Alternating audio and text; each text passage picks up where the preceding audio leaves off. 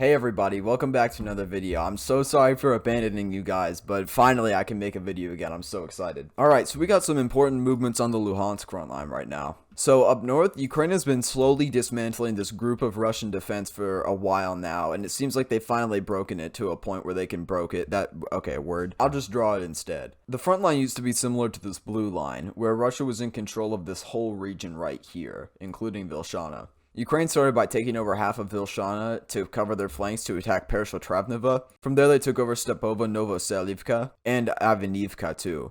Now, Kislivka is the big stronghold in this region for the Russians. So Ukraine was going to try to force them into a salient and take Koltiarivka and some other settlements up north. So Ukraine took over Mykolaievka and Orylanske. And more recently, Yahidne, that happened I think yesterday or the day before. That pushed us to the point where we are right now, where Kislivka is a gray zone. There's probably counterattacks from both sides going on there to see who has full control over it. But Yahidne has been taken over, and Zatishne is the final settlement in the way of Ukraine advancing further. And if this settlement's taken, Ukraine will have a pretty clear shot to Novotarasivka, which will make resupply to Kislivka impossible, and Russia will have to retreat. From here, I think we're going to see two new lines of attack. Ukraine is probably going to push up to the Kobylka River right along here, maybe with new Russian defense anchored in Volodymyrivka. However, I think they probably will be able to take over that settlement if they have control of the fields nearby. And taking over Volodymyrivka is going to be helped by the fact that the positions right up here are on a hill, so they'll be able to get better fire suppression and stuff and like high ground.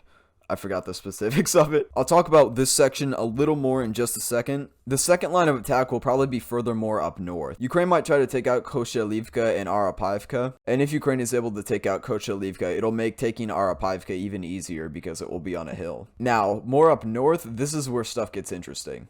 The geography to take Tokarivka is a straight shot. And I forgot to mention this earlier, Ukraine has taken over all of Vilshana, which is big because it gives them access to the other side of the ravine network and the Olshakcha River. That's a weird name. Now from here, geography isn't really an issue to take over the next few settlements. Matter of fact, it helps them because Mechonikove is most of it's under a hill. And just by advancing along the roads, if Ukraine is able to break the first line of Russian defense, they'll be able to go a lot further. And if they're able to take out this road that I've never seen a J in Cyrillic before. Novojehovarivka.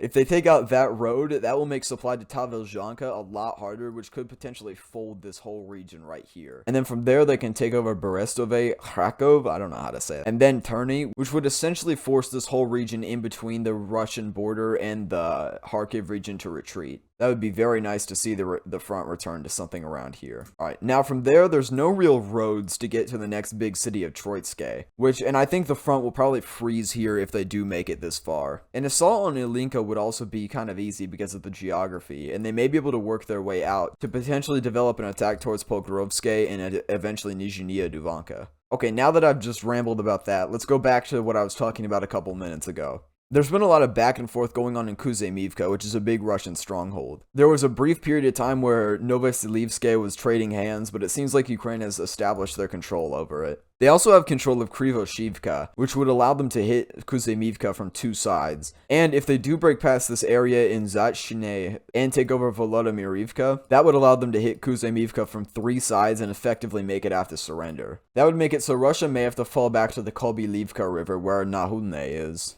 which could allow Ukraine to start leveraging the geography to do a breakthrough into Preobrazhne. Okay. This whole area by the Svatove region is just a mess of rivers, and they could potentially cross the rivers at Nahudne and attempt to assault Nizhnyaya Duvanka. There's a lot of really good fallback rivers in this region. If Ukraine is able to take over Novotarasivka and the settlements in between Nizhnyaya Duvanka, they may force the Russians to fall back to the Duvanka River, which would give them access into Nizhnyaya Duvanka, and they could possibly connect the fronts and do a full assault into Preobrazhne. I may be over-explaining some of this stuff, but I've missed doing this so much. If this stuff seems hopeful, yeah, it is. I like to be optimistic. Fuck you. So yeah, I'm just showing what possibly taking some of these settlements could mean. And if Ukraine follows this battle plan, I request $20 for my services. Alright, enough of that. So Ukraine has taken over I don't know why I call it that. Railhorodka which further connects their lines along I think this is the Zherabets River. Yeah, it is.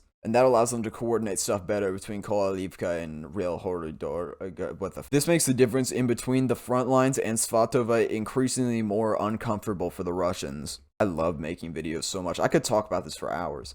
Alright, now further down south, Ukraine has taken over the settlement of Dibrova, which is very nice. The status of Kuzmine is currently undecided. Because Ukraine has withstood endless assaults on Bilohorivka, they've maintained control of the forest by Kreminna. Actually, this front line's not even, like, accurate. I think the line of control is more like this. Ukrainian control of these forests have stopped a successful Russian offensive in the direction of the Zherabets River. And now with Dibrova firmly taken, that makes the line uncomfortably close to Kreminna. If Kreminna is able to fall, or Ukraine does an assault on Chevrono-Popivka, I can expect this sector of the front to just collapse. And then from there, I think we've gone down too many what ifs to the point where we can't really focus on what's going to happen next. So I'll leave you guys with that. Just because I love doing this, I want to give you guys a quick update on what's going on in Bakhmut. Russia has failed to make any real progress, like, at all. I think back in like August or September, the line looks something like this. I may be capping, but I know the line looked like this at one point. I'm not sure if it was August. You know what? Let's fact check myself. Scroll all the way back to south of Bakhmut. Okay, here we go. Yeah, July 24th. Okay, this is July 24th. I mean, yeah, that's basically what it is now. Ivanhrad is currently a gray zone. It goes back and forth multiple times in a day. This area right here on the eastern outskirts is also a gray area. It's unclear who has control of a lot of the regions around here. Russia wants access to this to use this hill here to attack the city even further, but they have never even reached this hill before. Russia continues to try unsuccessful assaults on the settlement of Bakhmutske and Soledar. The defense in these regions is like completely underrated. Like the defense of Bakhmut is definitely like recognized, but these two settlements are incredible with how much they've withstood. Overall, Russia has just been completely unable to progress in this region for a long time. Alright, and that's all I got for you guys today. Do I have did I just get like a channel member or something while I was gone and they were just wondering what happened to this guy's uploads? Day 275. Shut up. I already watched your video. Yeah, we'll just say that. Oh, someone did join. We do have a new member. Great. So they just joined and I just didn't post a video for a week. God damn. A big thanks to my channel members, Gene Helfrich, Stig Grun, Butler-esque, David Appel, Delo Mathatas, Phil Martin, Evan Shin, and a special thanks to my third tier members, Ashley C137, Joel Raindow, and Mike Q. Thank you guys so much. Alright, I'm sorry for disappearing for a week. I was going to take a break on Wednesday, Thursday, and Friday, and I was like, alright, I'm going to come back on Saturday. But then like nothing happened. So I thought, okay, I'll come back on Sunday, and then nothing happened. Monday, nothing happened. Tuesday, nothing happened. And now we're on Friday and I'm back. I'm sorry.